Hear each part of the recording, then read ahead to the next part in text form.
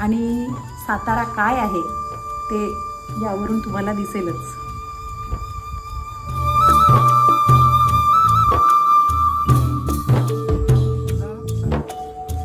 व्यायामशाळा म्हणजे युवकांसाठी व्यायामशाळा, म्हाताऱ्या लोकांसाठी व्यायामशाळा, 60 वर्षावरील लोकांसाठी वृद्ध निवाऱ्याची व्यवस्था, गरम पाणी, थंड पाणी.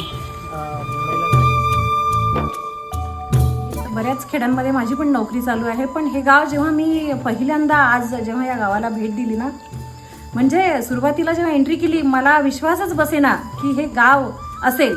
आणि माझी बहीणलेक होती, माझे बहीणलेक सोबत होते.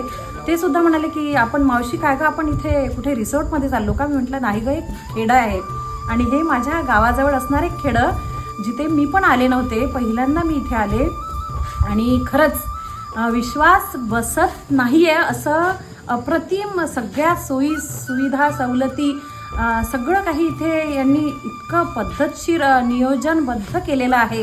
आणि आम्हाला इथले सरपंच दादा पण भेटले, त्यांनी आपलं म्हणणं सांगितलं.